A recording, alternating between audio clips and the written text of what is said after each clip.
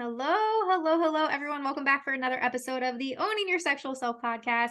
I have the amazing Jennifer Ruskin on the podcast with me today. We just met a month ago. So funny. Every time I have a guest on, I'm like, the wonderful world of Instagram, but I actually met Jennifer in person rather than Instagram. But True. immediately when you were talking at this facilitator training that we were at together, and you had said the phrase, the couple that we're dating right now, and my head immediately shifted, and I was like, wait, what? I need to hear more about everything because it's so much out of my comfort zone, like little monogamous Molly over here. So tell us a little bit about Jennifer and just all your amazingness. Yeah. It gets easier, by the way. Like I was getting my nails done a few hours ago and I was DMing someone and I'm like, and my girlfriend. And the girl didn't even bat an eye. Nobody really batted an eye. That's what's hilarious about like girls dating each other is it's like not even a big thing anymore. But that we're dating a couple things sometimes scares people. Hi, I'm Jennifer Ruskin. I'm a lot of things. I like to say like I wear a lot of hats because I like to, and I literally physically wear a lot of hats. You usually will see me in a hat because I love them so much. I own a company that helps retail brands sell into retail stores. I am a coach like Rachel. I do sex and relationship coaching. The three pillars that I really focus on are opening a relationship, which can get hella difficult and have a lot of hard conversations, but it is possible. The second thing is online dating, because that's freaking tough. But it doesn't have to be. And that's kind of like where I can add the secret sauce. And then the third thing is consciously uncoupling. So I have successfully consciously uncoupled multiple times and have this amazing, like big family unit of exes that, and my current partner that help raise my kids. So very untraditional. I don't know that I like came into this world going, I'm going to be an untraditional person, but it's exactly how I was raised untraditionally. Lots of broken homes. I'm the oldest of 7 kids from multiple different parents. And then I just kind of like walked into adulthood. Like, here I am. I'm different and fully embracing it. Yeah. Oh, what an amazing journey. I'm so excited to get into this episode more with you too. Even just the words conscious uncoupling, right? Like when you had first mentioned that as possible podcast topics, at first I was like, what the fuck is that? And then it's like, honestly, like positive, healthy breakups, right? Like conscious uncoupling. And I know so many people in my life that some may or may not listen to the show that could definitely benefit from that conversation, right? Like not ghosting people and Yes. like you said, having that tough conversation about this is not working, or this isn't working the way I thought it was going to be. And so again, go ahead. Nope. I was just saying, I'm adding to what you're saying. And you're like, and it's okay. And the cool thing about that topic is it's not just a partner. It's consciously uncoupling from team members that work from you. It's firing them in a really conscious and loving way. Or maybe you're consciously uncoupling up and it's your boss who's a fucking asshole. And I love that I get to cuss on your podcast. So I'm going to liberally do it. And you want to break up with them and you want to leave, or I've had babysitters I've had to lovingly fire because they fell asleep watching my 2-year-old kid or whatever. So it's a really good tool to have in your tool belt for all the breakups that happen in life. Yeah. One of my favorite topics, but not the topic of today. I know. And I'm curious though, would you say that, so with you being in an open relationship, it's not even just because I've had this talked about on the podcast before, and it's typically they bring in another person, one single person into the relationship that maybe they play with, or they play with people separately. But for you, it sounds like it might be some of that, but it's also you have a whole ass relationship with a whole nother partnered people, right? So it's like this whole nother layer of, I'm just so I have all these questions mostly for my own personal curiosity of like what it looks like, but how was it from conscious uncoupling or maybe unhealthy breakups in the past that sort of led you to the thought or idea of opening a relationship, or how did that even come about for you? Yeah, that was really cute the way you just said all that. I don't even know what the hell that was, but yes. Okay, so let's start with how did I ever find myself in an open relationship? And literally, this has only been in the works about, I don't know, a year. Yeah, a little over a year. So, no, just about a year. Last year, sometime around this time, and I don't know about you and your listeners if you have a lot of people that are woo, but like I find as the seasons change throughout the year, my physical life changes, my needs change, my desires change, my comfortability changes. And so as I go into spring, I find myself wanting to like birth new things and try something different. And like, I feel a little anxiety about the way my life currently is, and I want to change it. And so a year ago, it's the weirdest thing. I had this veil where I was saying to everyone, I have the most amazing partner, which I still believe is true. We have great marriage. Our sex life is fantastic. And that was the lie that I was telling myself. It was fantastic because I was getting the sex quantity that I was wanting, but I wasn't getting the quality that I was wanting. So I was having sex almost daily. I think at that point we were at an every other day schedule. So like Jen knew, my body knew, my nervous system knew that I was at least going to get sex.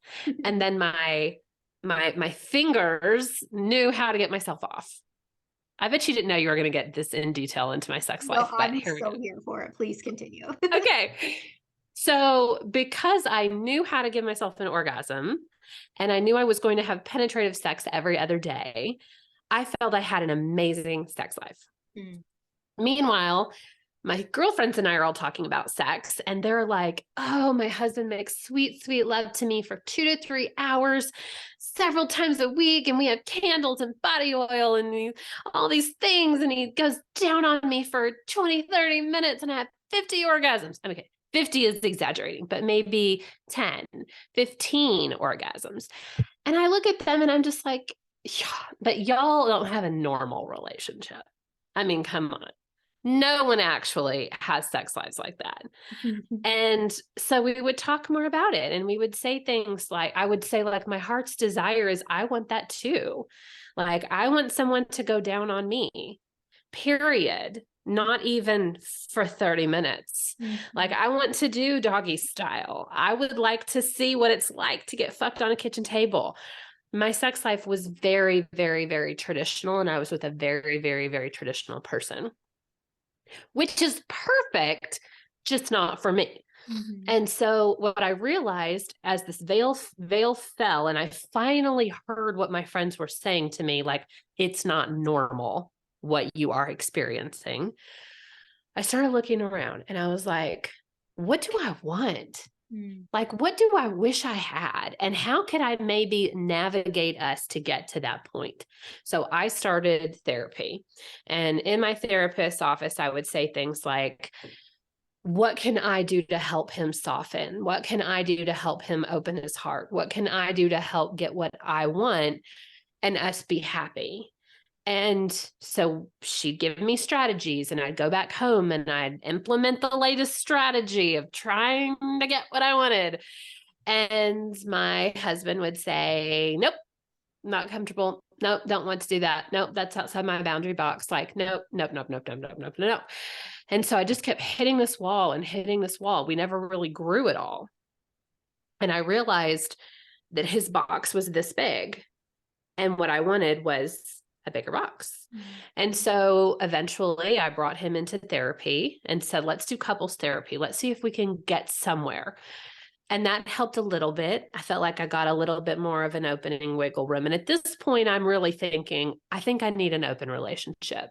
Like, there are so many things that I really want to experience in my lifetime and can't imagine dying not having experienced oral sex or not having experienced 10 other positions or not having experienced sex outside or like any of these like pretty basic things. And so her and I started kind of coming up with another strategy of how we could help open our relationship. And after I'd say like 9 months of this, last November, we sat in the office and finally agreed to try. Do you have any questions before I tell you what happened next? Wow. Well, the first question that I had was because I know this is something I get asked a lot from clients, and I'm curious what your take is on it. But when you said that moment happened that you were like, what do I want? Going Yeah. to therapy was a piece of that, but like, how did you actually figure that out? Like any tools or tips or resources that you have for a woman or a man essentially that's really trying to figure out like what is it that they want in sort let's even just say in like in the sexual realm, what would you share Yeah. with them? To be perfectly honest, I had really barricaded myself back from reading erotica, or I mean, I guess we watched a little porn together, but I didn't go like seek it out myself. And what kind of was the catalyst for this is an old friend came back and slid into my Facebook DMs, Mhm. and sizzling started happening. And him and I just started having conversations, and I let my husband know, like, hey, this person is back in my life, and like there's some flirting happening that may not be fully appropriate. How do you feel about this? And he was like, I don't care. I don't want to know. So we started doing like sexy erotic writing back and forth. We had been together over a decade ago, and so like sexually one time. And so we had this thing that we had already experienced. And so we would like write, what's the next level? Like if we see each other again, what would we do? And so we started this kind of back and forth sexy. So I think part of like, what do I want came from that. Mm. Like the content came from, oh, well, he says he's going to slam me up against the wall and fuck me from behind and, Mhm. or put a dildo on and whatever. Right. Mhm. So then my list of like, oh, well, I want to experience that. Or like, oh my gosh, what would that be like? That feeling of having someone crave you again was really what I desired. And so that started my list. Mm, gosh, that's pull that quote for social media marketing, the feeling that I was craving. Gosh. Oh, okay. So back to where we were. So you're in this office, you're having these conversations with him about opening up the relationship, and then what happened Mhm. from there? What happens next? I immediately get on Tinder. Like that day. Oh So my he has permission to date. I have permission to date. We put zero rules on our dynamic, which I now know is a word. We just were like, let's go do it. And I looked at him and said, please go have sex with people and learn how to do some different things. And Mm, then come back to me when you've learned some things. So I get on Tinder. I have a date. This is on Monday. Therapy's Monday. I get on Tinder. I have a date by Wednesday. I mhm, have the best date with this man. We still laugh about this and we're still really good friends. We sat across at a table and had sushi together, and he's holding my hand during this first date. This is the first time I've touched a man in like 8 years other than my husband.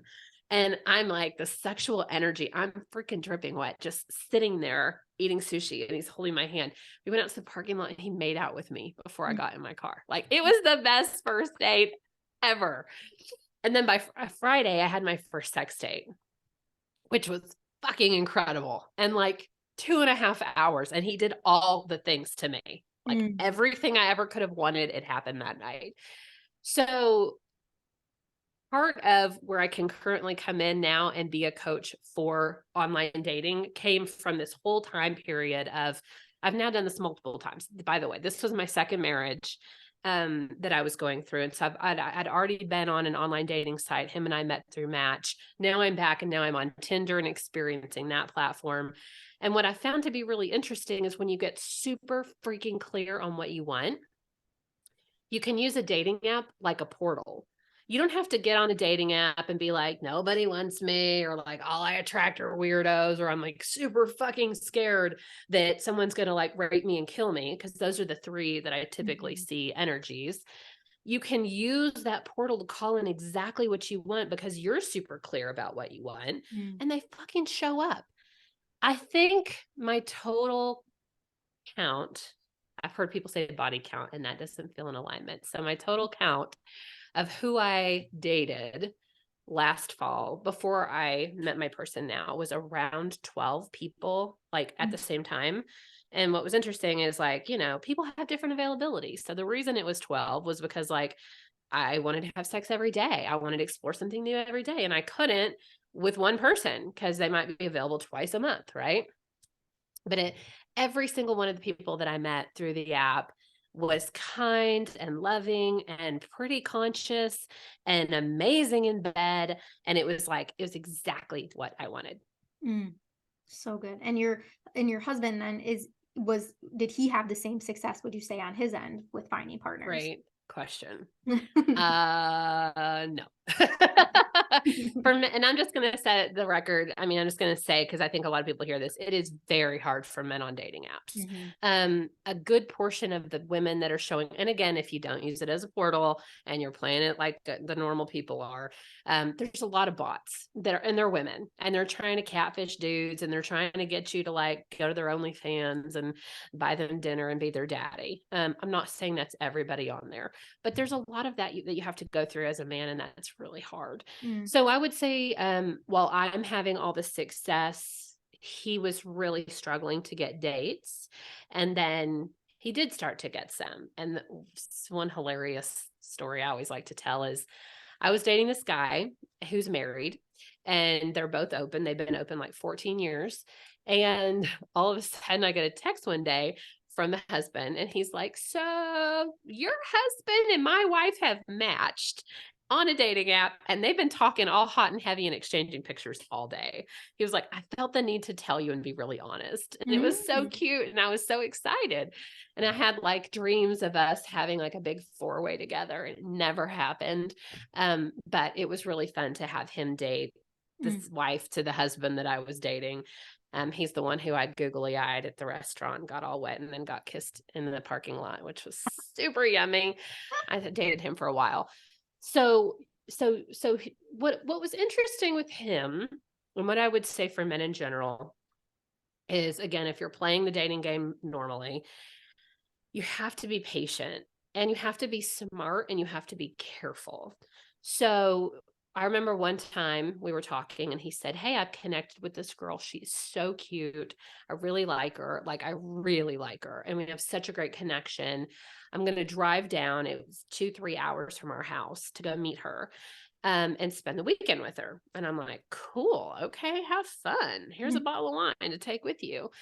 And he gets there and she is like 350 pounds. Like, she is not at all. She had like this much of her head showing in her profile pictures. And I was like, he's texting me. He's like, oh, fuck. Like, what do I do? I'm here with her and I don't want to be rude, but I don't want to have sex right now. I don't want to do this. I don't want to do this. Like, abort. And I was like, babe, did you not like get a full body shot? Have you not? And he was like, no. And I didn't ask. So there's important things as you're dating. And I know this is not just a dating podcast, but there's important things, red flags and things to ask for when you're dating to make sure that you're getting who you think you're getting. So you don't show up and waste a bunch of hours driving and money for hotels and that sort of thing.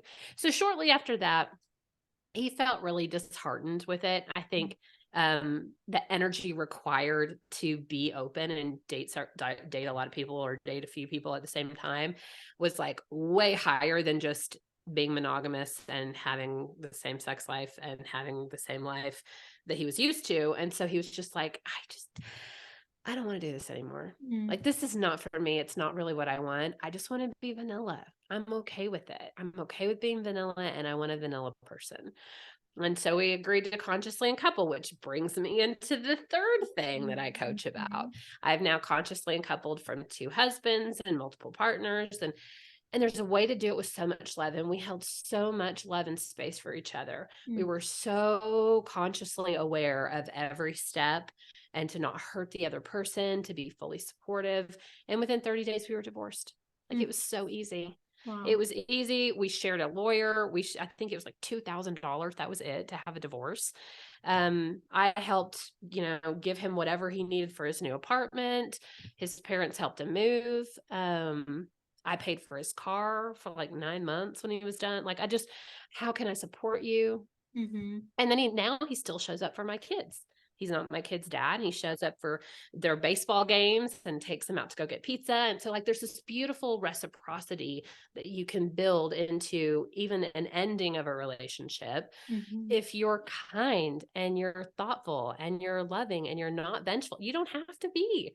Mm-hmm. And then that person wants to come back and help you. You get a flat tire and you're like, hey, I'm close to your house. Can you come get me? Do you mind? And they don't mind doing it.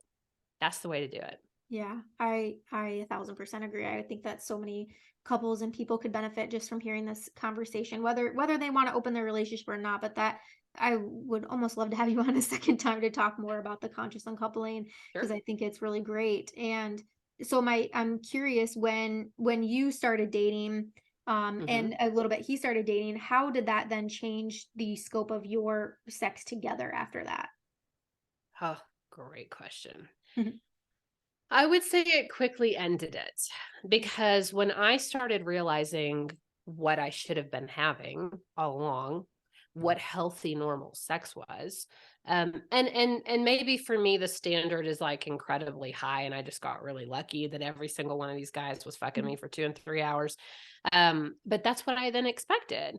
And I wanted more. I wanted connection. I wanted communication. I wanted to feel desired. I wanted, sensuality. I wanted somebody that, knew how to give me an orgasm. I wanted so many different things. And then when I finally started to get it, I was just like, sex with you is sad. Now I Mm, didn't say that, but what I said was, I'm having so much fun and my cup is so filled with the kinds of sex that I'm having now. And you're out exploring and learning new sexual techniques.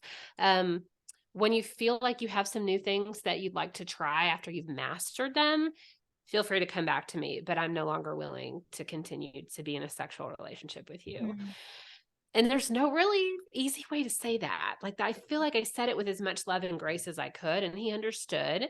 And then he still had sex with other people, and that was it. So I'd come home after, sex date or whatever, and curl up next to him, and we'd go to sleep.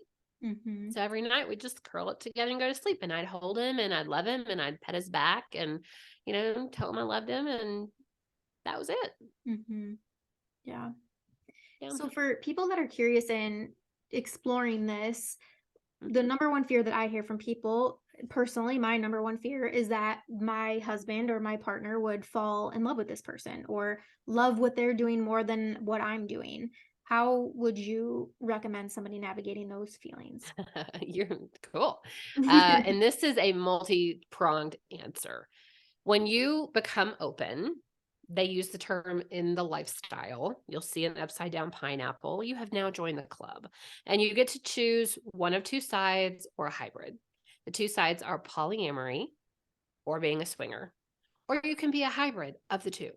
But basically, there's two different types. So let's first talk about polyamory. This means multiple loves. This means that you have a relationship, you freaking know their kids' names, you buy them a birthday present, you go get them if their car breaks down. You care about them, and they're part of, depending on how deep this gets, part of your family or just part of the people that you love and care about. Swinging is the complete opposite. So this is a no strings, no love, no attachment fucking. This Mm, is people that want to fuck and have a good time. And again, you can be a hybrid. I've talked to a lot of people lately. They're like, I'm poly swingerish. Like, I'm polyish with a little dash of swinger. We have two primaries that we love to play with, and we love to go to swinger parties once a month and fuck people in an orgy. Like, mhm, you get to choose whatever you want. So I would say the question that you asked is, how do you get over the feeling, or how do you not allow your partner to fall in love? mhm. Right? Yeah. And I think the answer to that is that you can't. Mhm, The answer to that is that you are only responsible for yourself, and your partner is responsible for themselves.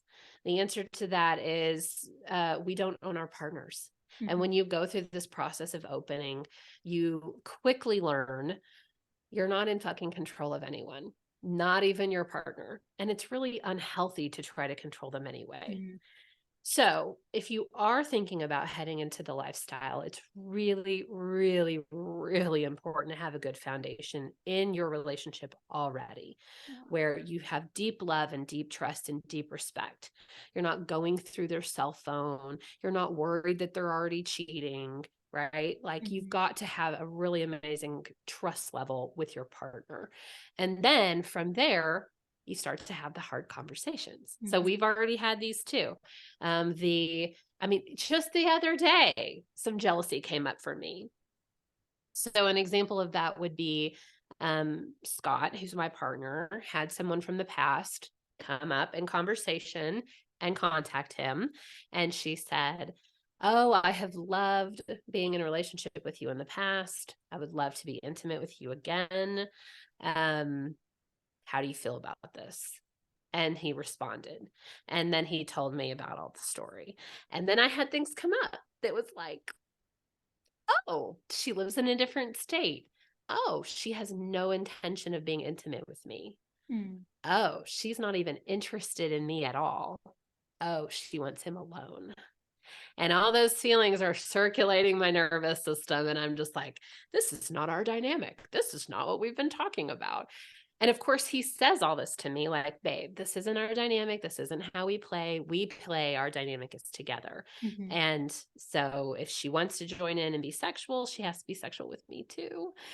So it's a whole thing. So I would say you just get used to processing all of that and truly processing, feeling the anxiety and breathing through it, feeling the nervousness, talking to your partner about how it makes you feel, and remember to stay grounded, right? Like Mhm. he's not saying I want to go run off and marry her and have babies with her. He's like, this thing happened. Here's the story. I just want to let you know, I told her I'm not interested in this, not in our dynamic.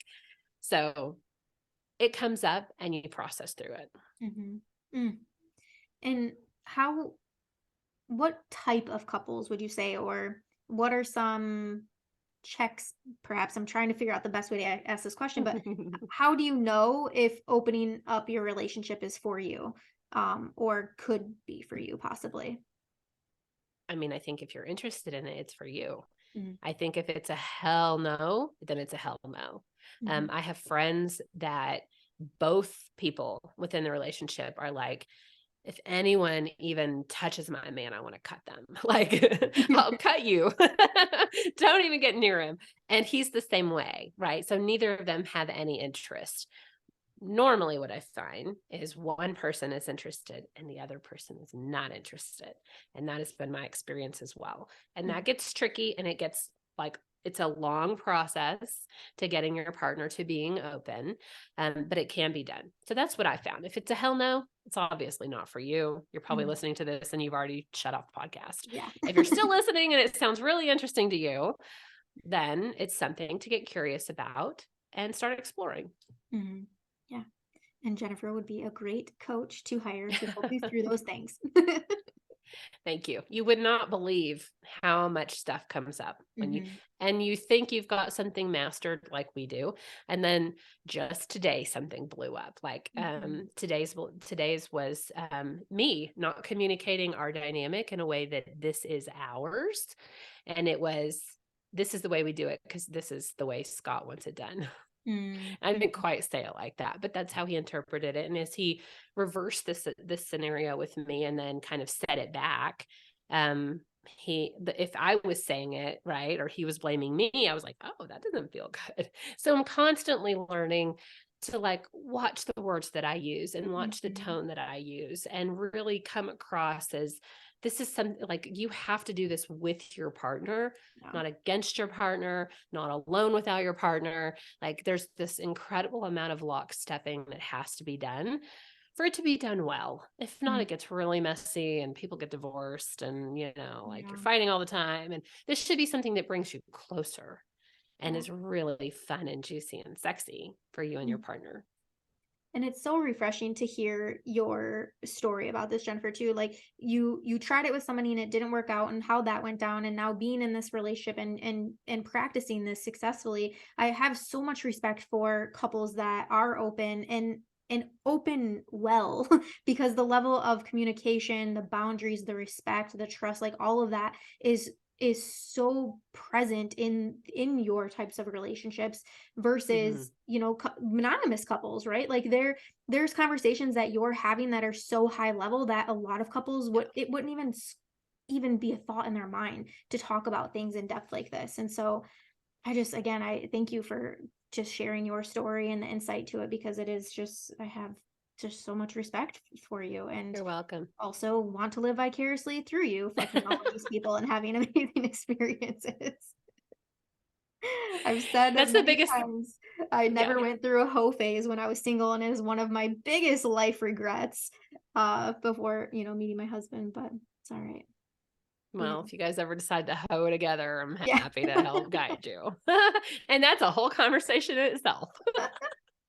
Like we haven't even talked about like STIs and how you manage that. And there's just so much that goes into it. You're like, this is so funny because this is like the lead up to saying that we're going to be open is Mhm, so hard and difficult and like so emotionally charged. And like, what are our family going to think? And like our friends and our kids. And like, even if you don't tell anybody, there's a lot, right? mhm. And then once you say like, okay, cool, we're going to be open, then it's like, oh, fuck, now what? Like, how do we do this? Are we going to get STDs? Like, how do we manage all of this?